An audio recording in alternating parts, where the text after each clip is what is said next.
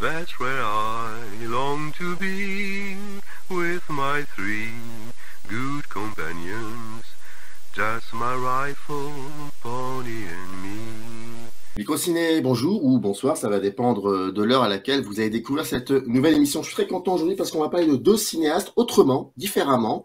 Federico Fellini, Pier Paolo Pasolini, ces deux cinéastes importants dans mon histoire du cinéma, et on va en parler avec Anne-Violaine Houck. Pourquoi? Parce que ça, un livre, voilà, l'Antiquité n'a jamais existé, Fellini et Pasolini archéologues, très important, ça le sous-titre, et c'est édité chez Presse Universitaire de Rennes, que je salue pour l'aide apportée à la conception de cette émission. Bonjour Anne-Violaine, comment allez-vous? Bonjour, très bien. Alors, vous êtes agrégée de lettres classiques et maîtresse de conférences en études cinématographiques à l'université Paris-Nanterre. Là, je suis assez ému parce que j'ai étudié le cinéma à Paris-Nanterre dans les années 90. Donc, Paris 10, ça me rappelle pas mal de choses. Et vous enseignez l'esthétique et la théorie du cinéma et des images. Et votre recherche porte sur les modernités cinématographiques et sur les réinventions audiovisuelles de l'Antiquité. Et vous avez également initié à la Villa Médicis un travail sur l'œuvre photographique et documentaire de Cecilia Mangini. Et on reconnaît bien évidemment en couverture, en couverture, Mama Roma, le film de Pasolini de 62. Alors, première question, quand est-ce que vous avez rencontré ces cinéastes? C'est un rapport qui s'est plutôt établi assez tard, en tout cas dans mon parcours, dans ma formation universitaire, puisque comme vous le disiez tout à l'heure, je viens des lettres classiques, donc j'ai d'abord un parcours assez, d'humanité, disons, lettres classiques, littérature grecque et latine, jusqu'à assez tard, donc comme vous le disiez, jusqu'à l'agrégation, et donc à l'origine, je travaillais plutôt sur les textes antiques, et au moment de vouloir m'engager dans un parcours de recherche, au moment du master, j'ai souhaité travailler sur les images de l'Antiquité, avec au départ la volonté de travailler sur les images dans l'Antiquité, donc sur la mosaïque par exemple antique, et je me suis aperçue assez rapidement que ce qui m'intéressait véritablement, c'était le contemporain, notre époque, et donc de travailler plutôt sur les images contemporaines de l'Antiquité, c'est-à-dire comment notre temps, comment notre présent, notre actualité reformule des mythes, des histoires, comment il reprend des images qui nous viennent donc de l'Antiquité gréco-romaine principalement. C'est surtout là-dessus que je travaille, mais aussi plus largement. Et c'est à ce moment-là que j'ai commencé à m'intéresser plus précisément justement à toute l'iconographie et aussi à l'audiovisuel dans la mesure où lui aussi en fait reprend justement tout un patrimoine, toute une iconographie, toutes ces histoires qui nous viennent de l'Antiquité gréco-romaine. Et donc, c'était lors d'un séjour à l'université de Yale, j'ai suivi un cours sur littérature et cinéma, justement pour effectuer un peu ce passage de la littérature antique vers le cinéma, avec Millicent Marcus, et c'est à cette occasion que j'ai commencé à travailler sur Fellini, puisque justement, il a adapté un roman antique, le Satyricon de Pétrone, en 1969, et donc j'avais proposé un petit mémoire sur ce film-là. Et la même année, Pasolini, lui, a tourné lui aussi un film à l'antique, qui est Médée, qui s'inscrit plus largement dans une trilogie de films antiques, donc qui est Médée, donc la même année que Fellini, et donc je me suis petit à petit intéressée à ces deux cinéastes, et après plus largement au cinéma italien des années 60, puisqu'il y a un certain nombre de réécritures de mythes ou de textes antiques, et plus largement une présence diffuse de l'Antiquité dans ce cinéma des années 60. Et donc c'est comme ça que je me suis petit à petit tournée vers le cinéma, mais donc c'est un peu paradoxalement ou étrangement, en voulant d'abord travailler sur les images dans l'Antiquité, que je suis arrivée aux images de l'Antiquité, mais aux images contemporaines de l'Antiquité. Et du coup, à partir de là, je me suis complètement plongée dans le cinéma. J'ai pas du tout une formation de cinéma à l'origine, hein, vraiment, c'est arrivé en M2. J'ai bifurqué des lettres classiques en M1 vers le cinéma en Master 2, et puis après j'ai poursuivi en thèse sur Fellini et Pasolini. Le rapport que vous étudiez entre Fellini, Pasolini et l'Antiquité, est-ce qu'ils avaient aussi des confrères et consoeurs, beaucoup plus de confrères que de consoeurs, malheureusement en tant que cinéaste, qui eux aussi ont utilisé c'est l'Antiquité, non pas forcément comme idéologie fasciste, comme vous l'expliquez dans le bouquin beaucoup plus tôt, mais avec le même esprit de travailler sur les résonances avec l'actualité, avec la société italienne de l'époque. Moi, j'avais commencé à travailler sur eux parce que malgré les différences entre ces deux cinéastes, on peut imaginer en fait beaucoup de proximité sur lesquelles on reviendra peut-être, mais au départ, ce travail impliquait d'autres cinéastes, par exemple Visconti, Luchino Visconti, qui au milieu des années 60 réalise un film qui s'appelle en français Sandra, en italien Vaghe stelle dell'Orsa, qui est aussi un film qui reprend la mythologie antique et qui l'adapte dans un contexte contemporain. C'est le mythe d'Électre qui est adapté dans le contexte de, disons, l'Italie contemporaine et toujours dans un rapport au fascisme, enfin en l'occurrence au nazisme, puisque c'est l'histoire d'une jeune femme dont le père a été déporté dans Auschwitz, dans les camps de concentration. Et Visconti relie cette histoire contemporaine à la lumière de la mythologie antique. Donc Visconti, par exemple, aussi. Et puis plus largement, mon travail ne s'intéresse pas uniquement aux réécritures de mythes et de mythologies, mais à une présence diffuse de l'Antiquité dans le contemporain, c'est-à-dire aussi à travers les ruines, à travers les sites archéologiques, à travers des allusions, des citations. Et par exemple, on peut aussi penser, ça semble très éloigné, mais on peut aussi penser à un film comme L'Avventura d'Antonioni, dans lequel, à un moment du film, un personnage sur la petite île dans laquelle se disparaît le personnage principal du film, un personnage trouve un tesson d'amphore. Il le prend, il le regarde, et puis il le jette, et puis voilà, on passe à autre chose. Ce tesson d'amphore est en fait assez significatif de ce que souhaite faire Antonioni dans son film. Donc là, c'est pour vous donner un autre exemple, c'est-à-dire que je m'intéresse à la fois à des films qui sont des réécritures complètes, comme Édipe Roi, Médée ou le Satyricon, mais aussi à une présence qui peut être très ponctuelle, comme un fragment d'Antiquité, un fragment d'amphore, qui à un moment du film est trouvé.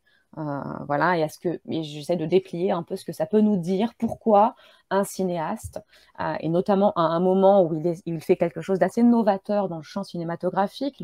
L'Avventura d'Antonioni a été vraiment considéré comme, du point de vue de la narration, un film assez révolutionnaire, en tout cas un film qui a vraiment proposé quelque chose de nouveau. Pourquoi un réalisateur... Pardonnez-moi, qui a provoqué aussi un scandale. Il y a eu aussi ce scandale à Cannes. Exactement, c'est ça. Qui a provoqué en effet un scandale à Cannes pour cette nouveauté narrative de faire disparaître un personnage sans donner de raison sur sa disparition, par exemple. Donc un scénario qui était très, très, très différent de ce qu'on pratiquait habituellement, classiquement. Donc la question, c'est aussi de se demander pourquoi ce cinéaste a peut-être éprouvé le besoin à un moment quand même qu'il y ait un fragment d'Antiquité. L'Antiquité est présente de manière... je dirais pas omniprésente, mais elle est extrêmement présente dans le cinéma français. Godard en 63 avec Le Mépris, par exemple. J'allais vous poser cette question à la fin de l'émission, parce que je me suis dit, si on commence à faire des digressions sur... Non, mais alors là c'est de votre faute. Alors, je vais vous poser la question sur Godard. Et après, je vous promets qu'on revient sur les... C'est incroyable, parce que vraiment, j'avais envie de terminer l'émission là-dessus. Et oui, donc, quand on voit Godard qui filme qui raconte l'histoire, plusieurs histoires, dont celle d'un cinéaste qui est en train de travailler sur l'adaptation d'Ulysse, si je ne me trompe pas. Quand je lisais le livre, je pensais aussi à une connexion godardienne avec ça, et effectivement, c'est ce que vous confirmez. En effet, alors en plus, le film de Godard, donc Le Mépris, est une adaptation d'un roman italien d'Alberto Moravia, et il se situe en Italie. Alors le film dit que ça se situe dans les studios de Cinecittà. En réalité, c'est tourné dans les studios de la Titanus, mais en tout cas, le film de Godard s'inscrit dans une histoire italienne. Il est rempli de citations par voie d'affiches interposées dans le film, de citations de films italiens, et il est une forme de réécriture, en tout cas d'hommage ou de référence à Voyage en Italie de Rossellini. Donc le film de Godard lui-même, en fait, tisse ce lien un peu avec l'Italie, mais on peut aussi penser, pour l'Antiquité, à l'univers des Straub, de Huillet et Straub, par exemple, le cinéma allemand lui-même, avec Herzog par exemple, a tissé des liens avec l'Antiquité. Donc en fait, si on creuse un petit peu, on s'aperçoit que très rapidement, on peut travailler sur le cinéma européen, mais même plus largement en fait, en s'intéressant à cette antiquité qui n'est pas nécessairement une antiquité de péplum, c'est-à-dire reconstituée. C'est celle à laquelle je m'intéresse le plus. Je travaille pas tant que ça sur le péplum, en tout cas pas actuellement, même si nécessairement je travaille dessus, puisque il s'agit aussi de voir comment un certain cinéma qu'on a pu dire moderne s'est confronté à l'Antiquité, mais sans vouloir la reconstituer. Et du coup, pour travailler là-dessus, il faut aussi se demander à quoi ça sert de reconstituer l'Antiquité. Il faut aussi voir ce qui se joue de l'autre côté, c'est-à-dire d'un côté le péplum, l'Antiquité reconstituée, le décor, le studio, etc., très souvent des stars, et de l'autre, une Antiquité qui va plutôt peut-être être mise en scène dans des ruines. Ce sera le cas notamment avec Fellini et Pasolini, une Antiquité peut-être plus d'allusions, de citations, qui est plus celle de peut-être de Godard, des Taviani, de Strauss-Buillet, etc., donc des cinéastes dont je parlais. On a dit que Rossellini était un peu le père du cinéma moderne, etc. Mais quand on lit le livre et quand on s'intéresse à Pasolini et Fellini, est-ce que l'Antiquité, de la deuxième option, pas celle pas l'Antiquité des péplums peut-être, est-ce que c'est ça qui a développé, on va dire, ce cinéma moderne? Pourquoi est-ce qu'ils ont éprouvé le besoin de se confronter à l'Antiquité? Et là, la réponse, elle est peut-être plutôt d'ordre, enfin, dans les deux cas, elle sera d'ordre politique, mais disons que elle est, disons, immédiatement politique, au sens où, et ça je développerai un petit peu si vous voulez, mais c'est un rapport direct au fascisme sous lequel ils sont nés et dans lequel ils ont passé leur enfance. Et la deuxième question, elle est d'ordre, disons, plus esthétique, c'est-à-dire dans quelle mesure l'Antiquité leur a permis peut-être d'inventer un nouveau cinéma. On a dit cinéma moderne, jeune cinéma, nouveau cinéma. Fellini et Pasolini sont nés au début des années 20, Fellini est né en 1920 et Pasolini en 1922, qui est l'année de la marche sur Rome de Mussolini. Et donc, ils ont passé toute leur enfance, toute leur jeunesse, sous ce qu'on a appelé le Ventennio Nero, c'est-à-dire les 20 années noires de fascisme. Et le fascisme est un régime, comme on le sait, qui a beaucoup manipulé l'Antiquité, la Romanità notamment, qui était omniprésente depuis les faisceaux, la Louve, dans les parades, la mobilisation de Romulus et Rémus, qui était l'anniversaire de Rome, etc. Donc l'Antiquité est mobilisée véritablement à tous les niveaux, elle est omniprésente. Laura Malvano a vraiment parlé de quelque chose qui serait analogue à de la publicité, en fait, vraiment quelque chose qui finit par entrer même inconsciemment dans les consciences, hein, cette omniprésence d'une antiquité qui est manipulée avec l'appui de cohortes d'historiens, d'archéologues, et qui est manipulée, qui est aussi déformée pour soutenir l'idéologie du régime et pour soutenir une idéologie qui est, comme on le sait, impérialiste, raciste, totalitaire, et qui est une idéologie qui se veut aussi révolutionnaire, c'est-à-dire l'idée de former un homme nouveau, mais qui serait adossé à l'homme antique. La statuaire qui est omniprésente partout dans le paysage urbain de la Rome fasciste, qui élabore cette continuité entre l'Antiquité, César et Auguste, et Mussolini. Et donc Fellini et Pasolini sont nés sous cette rhétorique impérialiste, raciale, raciste, qui tisse un trait, une ligne directe entre la Romanità, entre l'Antiquité romaine et Mussolini. On peut identifier en fait très tôt dans leurs œuvres, dès les années 40, notamment pour Pasolini, et au fur et à mesure des années 50 pour Fellini, les signes, ou en tout cas vraiment une forme de résistance à cette mobilisation de l'Antiquité et à cette manipulation de l'Antiquité. Et en suivant ce fil antique, on peut voir à quel point dans leurs œuvres, très tôt, à quel point dans leurs œuvres, l'Antiquité devient le support d'une opposition au régime fasciste, Dès les années 40, on le voit dans certains textes de Pasolini, et puis on va le voir aussi dans des dessins de Fellini, qui lui est plutôt du côté de la caricature, de la bande dessinée, avant d'être cinéaste. On voit très tôt en quoi leur antiquité s'oppose à l'antiquité qui est mise en scène par le fascisme. Donc ils vont mobiliser une autre antiquité. Ce ne sera plus l'antiquité statuaire, glorieuse, grandiose, sublime, mais ils vont travailler, eux, une antiquité ruinée, une antiquité fragmentaire, une antiquité problématique. Non pas une antiquité transparente, affirmative, assertive, mais une antiquité qui ne fait pas forcément sens et qui les pousse à réinterroger notre rapport d'homme moderne, justement, au passé.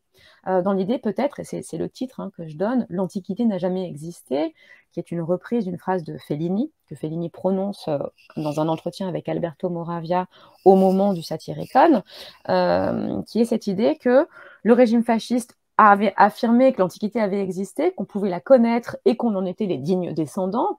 Eh bien, il y a cette volonté de dire, peut-être que c'est pas si simple, peut-être que l'Antiquité est plus problématique, elle a pu soutenir des idéologies impérialistes et racistes, ça vaut peut-être le coup de la réinterroger justement, et de se demander ce que c'est cette Antiquité, ce qu'elle peut nous dire du présent aussi.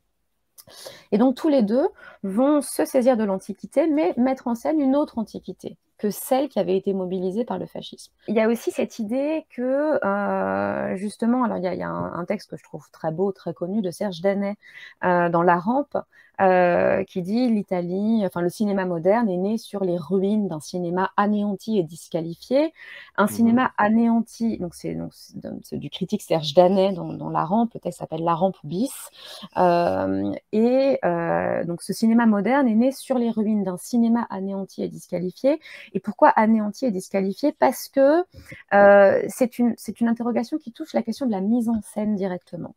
C'est-à-dire qu'il y a cette idée que sous le fascisme, comme sous le nazisme, le régime a été une sorte de gigantesque mise en scène. Les parades, même disons l'architecture, l'urbanisme ont été une sorte de gigantesque mise en scène au service justement de l'affirmation d'une idéologie totalitaire. Pour vous donner un exemple un peu concret, en Italie, sous le fascisme, Mussolini fait mettre en œuvre des grands travaux archéo-urbanistiques, et notamment dans le centre de Rome. Ces travaux vont entraîner la destruction de tout un quartier populaire du centre de Rome, et notamment ce quartier qui allait du Colisée au Vittoriano, sur la place, c'est le Vittoriano, c'est toute la rue des Forums impériaux. On va détruire tout un quartier populaire. C'est l'endroit où on va mettre au jour, c'est-à-dire qu'il va y avoir des fouilles archéologiques pour mettre au jour les forums impériaux sur les côtés. Et on va créer une sorte de très grande avenue, la voie des forums impériaux, qui relie le Colisée à la demeure, au palais de Mussolini. Ça permet de créer visuellement, dans le paysage, une sorte de grande artère qui relie directement l'Antiquité, le Colisée, au pouvoir contemporain de Mussolini. Donc ça permet de créer visuellement ce lien que tissait l'idéologie mussolinienne entre l'Antiquité et son propre pouvoir. Ça permet aussi le défilement des parades, les défilés des parades fascistes, avec l'homme nouveau qui défile en costume, etc. Donc c'était et tout ça est une mise en scène, c'est-à-dire que c'est une mise en scène du régime, c'est une sorte de grand décor de cinéma dans lequel on fait défiler un homme nouveau qui va du Colisée jusqu'à l'époque contemporaine, au palais, etc. Et donc il y a cette idée que finalement, c'est la mise en scène, c'est la notion de mise en scène elle-même, c'est la notion de décor lui-même qui devient problématique, puisque il est comment dire, directement associé à une idéologie manipulatrice, mensongère, qui en réalité, comme le dit Serge Danet, cachait une autre scène qui était celle des camps de concentration. Donc derrière cet homme nouveau qui défile, il y avait toutes les populations qu'on marginalisait, voire qu'on éradiquait, et qui ne faisaient pas partie des représentations officielles, des parades officielles. Donc tout ça était de la mise en scène. Et donc c'est ce que dit Serge Danet en quelques mots dans son texte. Et donc le cinéma est directement aussi interrogé, intéressé, puisque c'est un art de la mise en scène, c'est un art du décor, un art de la mise en scène. Et notamment en Italie, il y a pendant les années du fascisme, on voit sur les écrans des films hollywoodiens, on voit des films qui s'appellent les films du téléphone blanc, qui sont une sorte de films un peu de bluette romantique, dans lequel bourgeois, voilà, dans lequel tout se passe bien, alors qu'en réalité, à la même époque, on meurt de faim, les hommes sont à la guerre. Donc, il y a cette idée aussi que le cinéma masque les choses par ses propres mises en scène. Donc, des mises en scène du régime aux mises en scène du cinéma, quelque part, il y a cette idée qu'on nous cache le réel, qu'on voit, qu'il y a une autre scène, pour le dire avec Serge Danet. Et donc, ce que vont interroger directement Fellini et Pasolini, et ce qu'ils vont peut-être essayer de dénoncer, ou en tout cas d'interroger, c'est ce cinéma de la mise en scène, ce cinéma du décor, un cinéma classique, justement, un cinéma des stars, un cinéma des héros, un cinéma qui raconte une histoire qui va du début jusqu'à la fin, avec un enchaînement de péripéties, qui se termine par un happy end, qui permet au spectateur de repartir tranquille chez lui. Le film a posé des problèmes, mais il a résolu ces problèmes. Et donc, ils vont interroger tout ça, et ils vont essayer d'aller contre ça.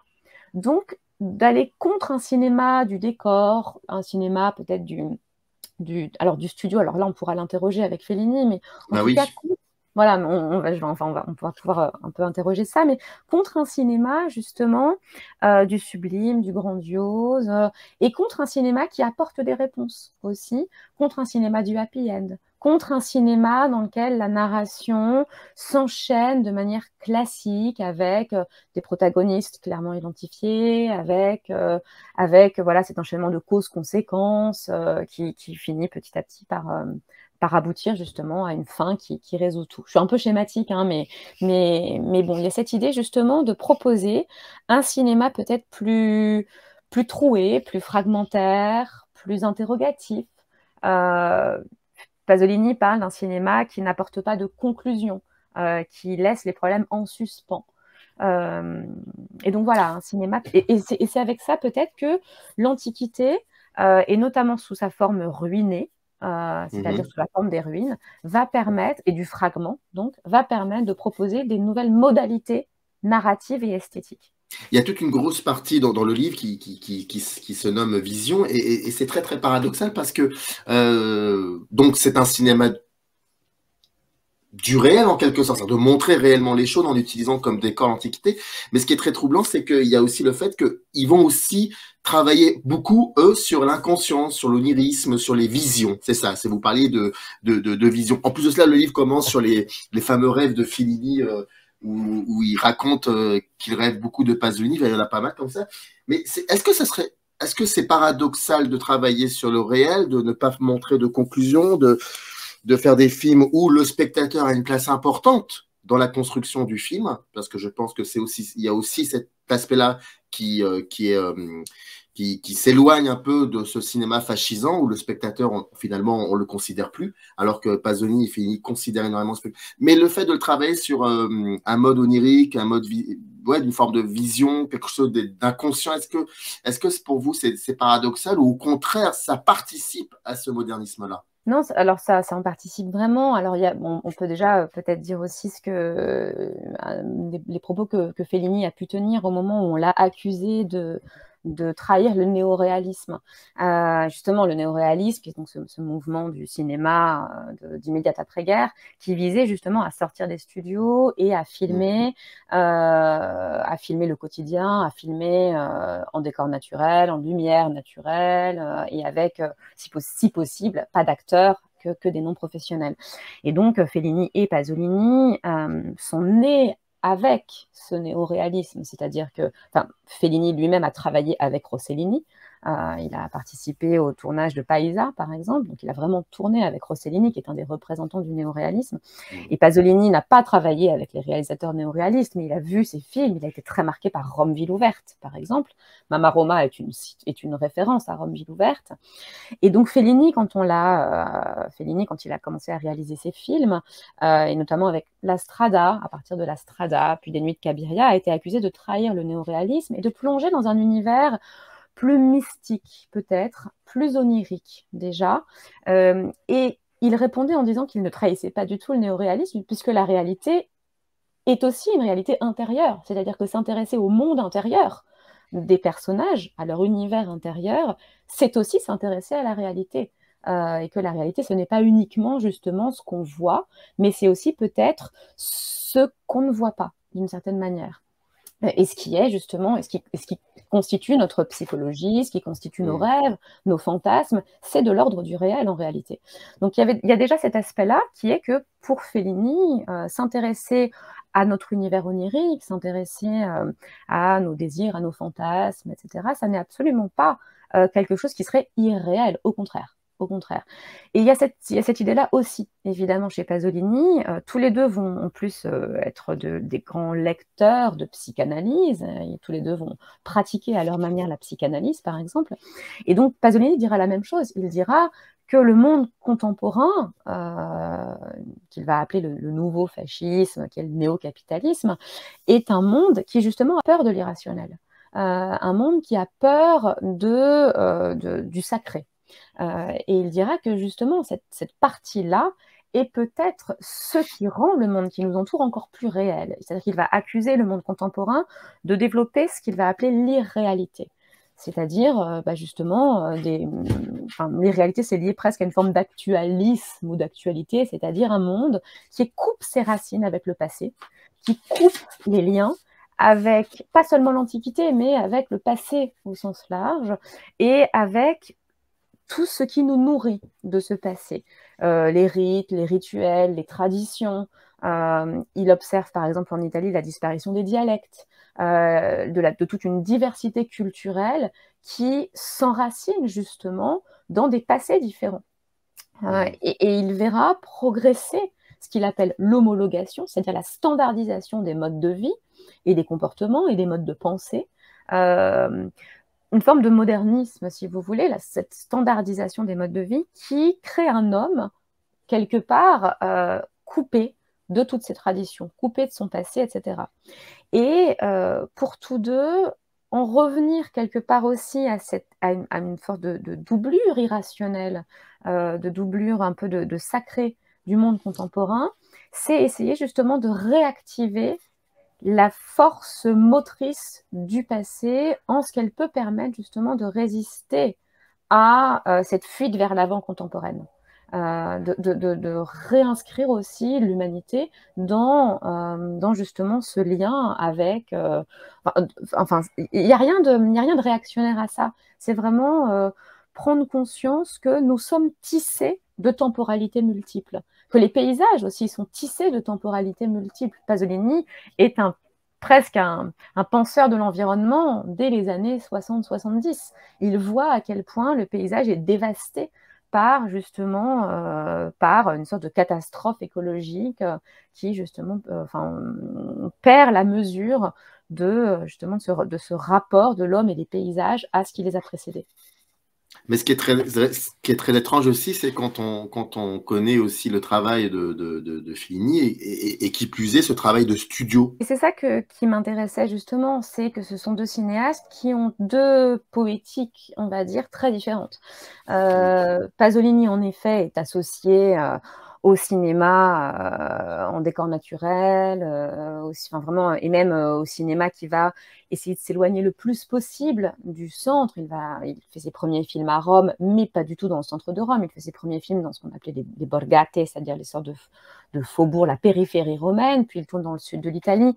Puis il va en Afrique, il va au Moyen-Orient, il va au Yémen, il va en Inde. Donc vraiment à la recherche toujours de terres nouvelles à arpenter, à la recherche de corps nouveaux à filmer. Donc vraiment, comme vous le dites, ce lien avec un cinéma néoréaliste semble plus évident.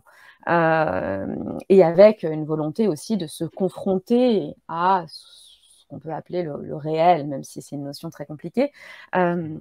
Fellini, c'est l'opposé de ça, c'est très juste. Fellini voyage peu, il n'aime pas beaucoup voyager. Et Fellini, notamment à partir de la Dolce Vita, en 1960, tourne en studio. La plupart de ses films... c'est pas toujours le cas, mais principalement, son cinéma est tourné à Cinecittà, Fellini est le cinéaste de Cinecittà, le Hmm. cinéaste du studio Cinque de Cinecittà. C'est sa maison, hein, lui-même le dit. Pour lui, c'est le studio Cinque, c'est sa maison. Et Rome est presque son lieu de naissance, alors qu'il n'est pas né à Rome. Mais pour lui, il y a cette nécessité de s'enfermer et de se plonger à l'intérieur, justement, d'une sorte de, je sais pas, de chambre obscure, vide, vierge de toute représentation, pour plonger en lui-même. Fellini est vraiment le cinéaste de l'inconscient, le cinéaste de l'onirique, le cinéaste de la plongée. Il est le cinéaste aussi de l'autobiographie, quelque part, c'est-à-dire le cinéaste qui plonge en lui-même très profondément, et pour ça, il a besoin du studio. Et il a besoin de recréer le monde en studio. Et il est aussi, par rapport à Pasolini, un cinéaste qui, si Pasolini, lui, ne s'intéresse pas au péplum et ne s'intéresse pas complètement non plus au cinéma hollywoodien, à ce cinéma classique, Fellini, oui. Fellini est un grand amateur de péplum. Il a beaucoup raconté que sa naissance cinématographique s'est faite sur les genoux de son père devant un machiste, donc devant un péplum, devant un film à l'antique. Lui-même remet en scène des péplums dans son cinéma. Il y a plusieurs séquences dans certains de ses films dans lesquelles il montre des séances de cinéma, des séquences de cinéma dans lesquelles les protagonistes de son film voient un péplum. Donc, il a une fascination pour le cinéma hollywoodien également. Donc, il a une fascination pour le cinéma de la mise en scène et du décor. Mais justement, ce qui l'intéresse, c'est il est fasciné par ce pouvoir mystificateur, par ce pouvoir magique de la mise en scène. Et il a besoin justement d'en repasser par là lui aussi pour l'interroger et aussi peut-être pour le désarticuler. Il y a une scène très belle dans Amarcord, dans lequel, à un moment, donc Amarcord qui, au début du film, remet en scène justement la vie sous le fascisme. À un moment, il y a un dignitaire fasciste qui arrive à la gare pour fêter le jour de l'anniversaire de Rome. Et il sort de la gare, il y a un nuage de fumée, il y a ce dignitaire fasciste qui arrive, il y a toute une parade qui est là pour l'attendre, c'est une petite ville de province, tout le monde est là pour fêter le jour de la naissance de Romulus. Et Fellini filme la gare, et en réalité, pour filmer l'entrée de la gare, il choisit Cinecittà, c'est-à-dire qu'il filme l'entrée des studios de Cinecittà. Donc ça, on le sait que si on a déjà vu l'entrée des studios de Cinecittà, les Italiens à l'époque repèrent très bien qu'en réalité, ce dignitaire fasciste sort non pas d'une gare, mais il sort directement d'une usine à rêves. Il sort directement du cinéma, de la fabrique des rêves de Cinecittà, sachant qu'en plus, Cinecittà a été fondée sous le fascisme, par Mussolini. Et donc, ce qui intéresse Fellini, c'est aussi d'interroger le pouvoir mystificateur qui est celui des régimes politiques, du fascisme, qui mettent en scène toutes sortes de choses, mais qui est aussi celui du cinéma. C'est-à-dire qu'il a tout à fait conscience que le cinéma est une usine, une fabrique de rêves, une fabrique de la manipulation aussi des consciences. Et donc, il en repasse par là. Il en repasse lui-même par le studio, par les stars, par la mise en scène, par le décor, mais pour l'interroger. Et c'est pas pour rien que, justement, dans ces films sont remplis de catastrophes, ces films sont remplis d'effondrements, ces films sont remplis de ruines, justement, parce qu'il vient, quelque part, miner le décor de l'intérieur.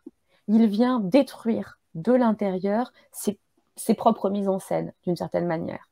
Vous disiez que je parlais de délabrement, en effet, je parle de ruines, de mise en ruine, de fissures dans le décor même du cinéma de Fellini.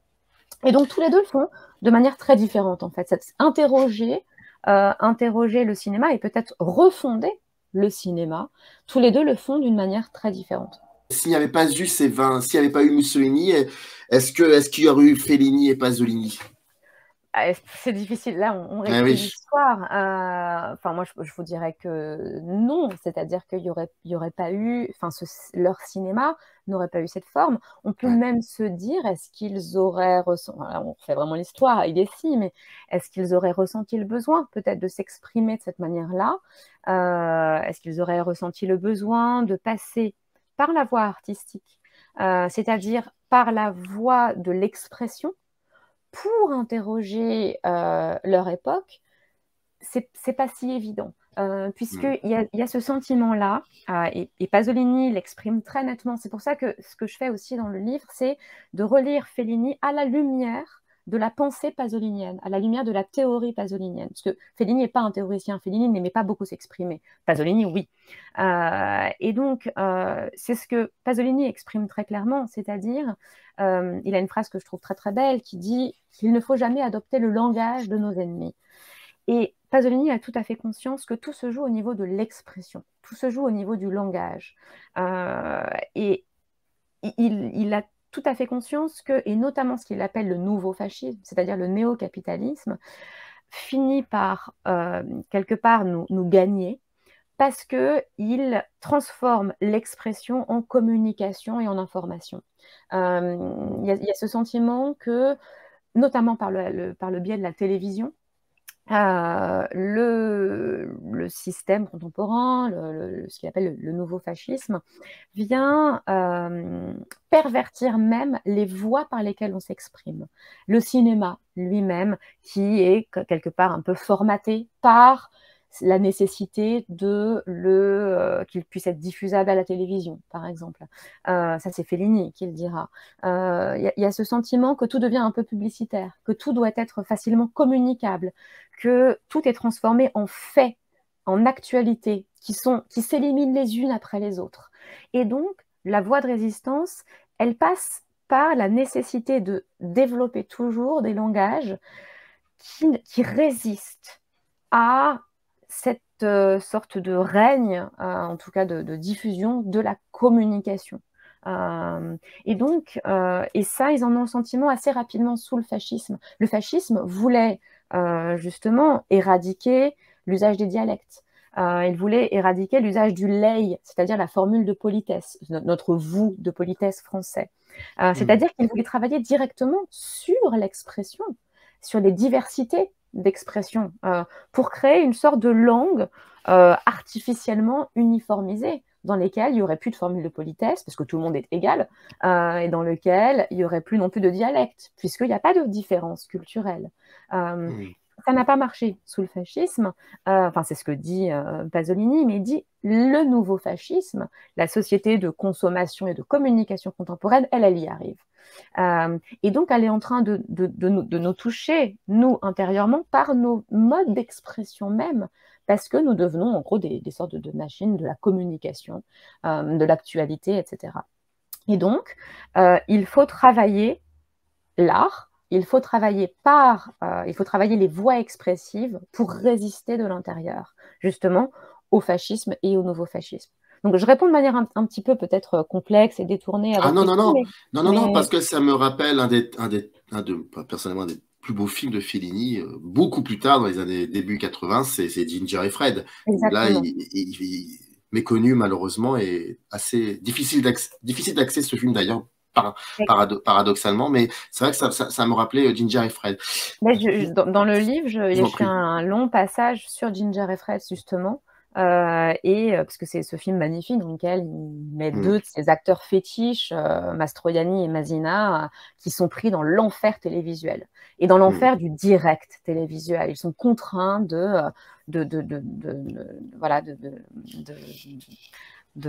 refaire des pas de danse qu'ils avaient fait dans le temps et de les refaire pour un public de spectateurs qui sont là pour le direct.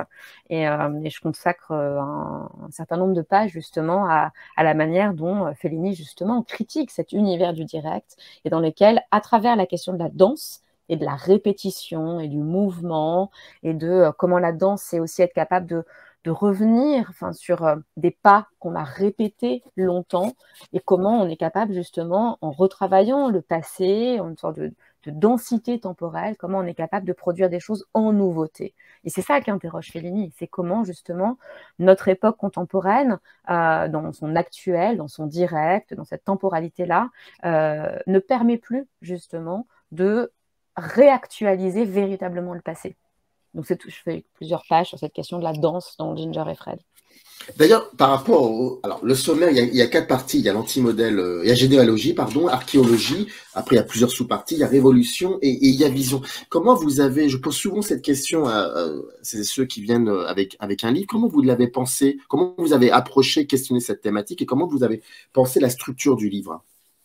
Alors cette structure, donc en effet, c'est généalogie, archéologie, révolution, vision. Elle s'est faite. Alors je ne suis pas leur. C'est assez compliqué de travailler avec 2 cinéastes, surtout 2 cinéastes aussi différents. Oui. Et je ne fais pas un parcours chronologique. Il y a une dimension légèrement chronologique, au sens où la partie généalogie interroge justement la manière dont leur poétique s'enracine dans leur rapport au fascisme. Donc il y a cette première partie généalogie, cette partie généalogie, c'est justement pour comprendre, on va dire, les origines, les sources de la nécessité peut-être qu'ils ont ressenti de se confronter à l'Antiquité et d'identifier en quoi on peut voir justement dans ces 20 années passées sous le fascisme se trouve justement cette clé antique qui va ensuite se retrouver dans leur cinéma. Et dans cette partie-là, je m'intéresse aussi à la manière dont ils vont s'opposer à la manière dont l'Antiquité a mobilisé le fascisme.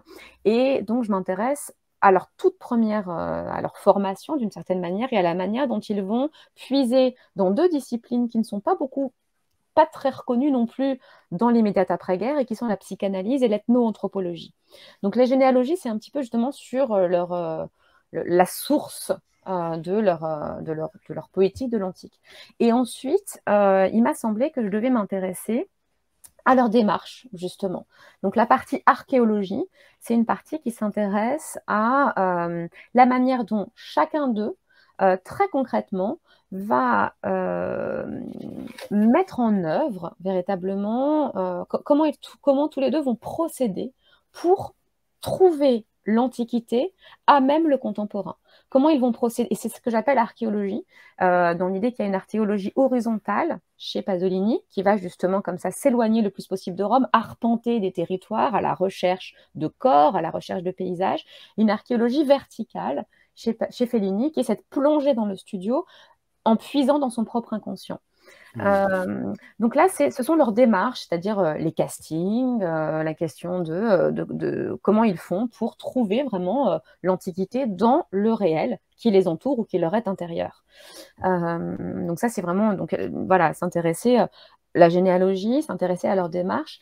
Et à partir de là, dans la partie révolution, je m'intéresse plus précisément à des questions. Alors, je m'intéresse à des questions formelles tout au long du livre. C'est un livre vraiment d'esthétique et de politique, donc je m'intéresse à des questions formelles tout au long du livre. Mais dans la partie révolution, j'interroge véritablement, plus précisément, les modalités, disons, temporelles de leur rapport à l'antique, dans lesquelles j'essaie de comprendre en quoi on peut identifier dans ce rapport à l'antique une pensée véritablement révolutionnaire et une poétique véritablement révolutionnaire.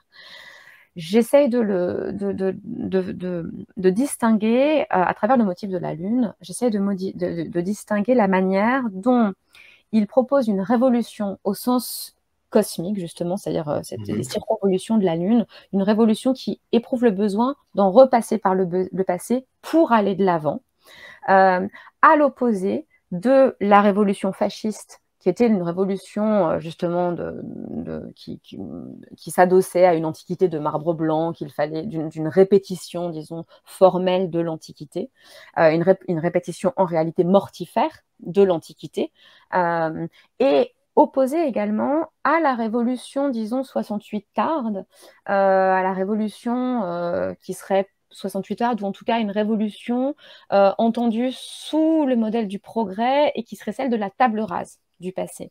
Donc j'essaie de voir en quoi leur révolution s'oppose à la fois à l'homme nouveau fasciste, qui est en fait une duplication mortifère de l'Antiquité, et à la table rase, qui a été celle qui a pu être mise en avant à la fin des années 60 et que plus largement Pasolini analyse comme étant une forme de nouveau fascisme. Et là, c'est une partie dans laquelle j'entre véritablement vraiment dans la matière des films, dans la poétique des films, et où je suis notamment plusieurs motifs, et notamment le motif de la lune dans leur cinéma, que je relie à la question du carnaval, que je relie à la question de la sexualité, que je relie à la question de la présence de l'enfance dans leurs films.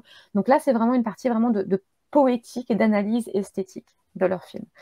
Et la dernière partie, Vision, est une tentative de proposition, encore une fois formelle aussi, d'analyse de la manière dont leurs films pratiquent le fragment, la fragmentation de leurs œuvres, et la question de leurs œuvres comme étant elles-mêmes des corps ruinés, qui essayent de proposer une étude de leurs œuvres à la lumière d'une figure que je trouve très suggestive, qui est la figure de Gradiva, d'après la nouvelle de Janssen, d'après la Gradiva de Janssen.